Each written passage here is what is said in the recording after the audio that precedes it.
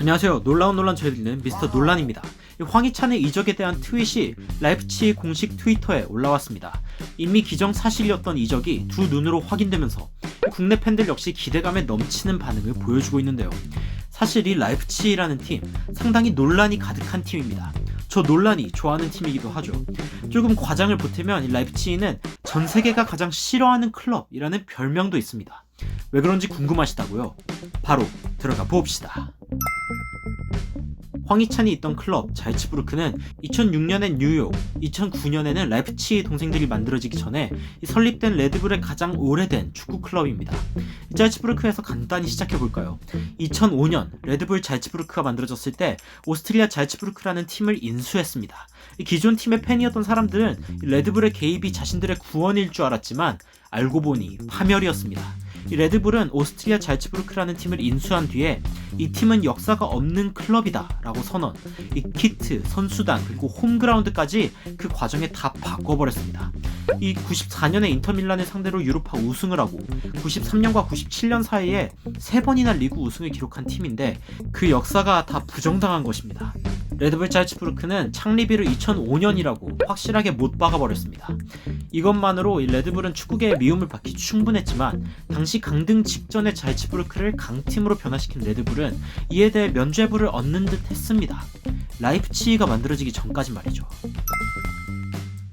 2005년 레드불 잘츠부르크가 만들어지고 난 뒤 2006년에 이미 독일 진출을 시도한 레드불은 이를 저지당하게 됩니다. 기본적으로 독일 축구 리그인 분데스리가는 상당히 규칙이 엄격했기 때문입니다. 그래서 먼저 탄생하게 된 클럽이 뉴욕 레드불스였고 당시 뉴욕과 뉴저지를 공동으로 연고지로 하던 팀을 인수한 레드불은 이번에는 전통을 그나마 존중했지만 역시 연고지 중 하나를 떨궈버렸습니다. 이 뉴저지와 뉴욕 중 선택은 당연히 뉴욕이었죠. 왜인지는 굳이 설명 안 할게요. 그리고 독일의 남쪽, 서쪽, 북쪽 모두 연고지를 구하다가 실패한 레드불은 결국 독일의 동쪽인 라이프치히 쪽을 공략합니다. 이 기업의 과도한 자본 참여를 막으려고 하는 독일 리그에서는 레드불이라는 이름을 쓰는 것조차 허락이 되지 않아서 RB 라이프치히의 RB는 사실 레드불의 약자가 아닙니다. 라젠볼 스포츠 라이프치히라는 이름으로 이 럼볼 스포츠, 그러니까 한국어로는 잔디 공 운동 뭐 이런 건데 사실 애초에 존재하는 단어도 아닙니다. 그냥 R이랑 B에 끼워 맞추려고 한 거죠.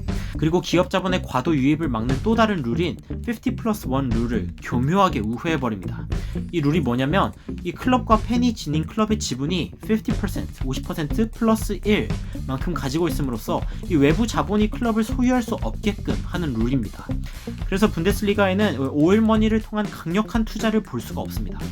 근데 애초에 제약회사 바이에를 업은 레버쿠젠이랑 자동차 회사 폭스바겐을 업은 볼프스부르크는 무엇? 하지만 어쨌건 독일에서는 이 50+1 룰을 상당히 자랑스럽게 여기며 팬들이 클럽의 주인이라는 의식을 갖는 계기입니다. 평균 관중수가 가장 많은 리그가 분데스리가인 것은 이런 데서 기인하기도 합니다.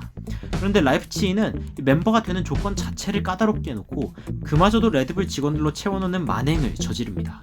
뭐 여튼 축구라는 아름다운 스포츠를 돈으로 망친다, 이게 포인트인 거고 맨시티가 미움받는 이유랑 비슷하죠.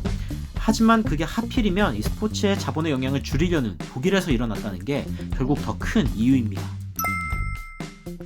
그렇다고 이 클럽이 싫어할 만한 이유만 가득할까요? 아닙니다. 오히려 너무 매력적인 팀입니다. 제가 이 팀이 1부 리그에 올라온 그 해부터 관심을 가졌는데 2위를 찍어버리는 엄청난 괴력을 보여줬거든요.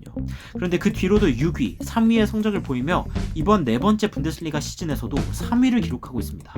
성적이 증명하듯 이들은 결과가 따라오는 축구를 하지만 그 과정 역시 상당히 매력적인 팀입니다.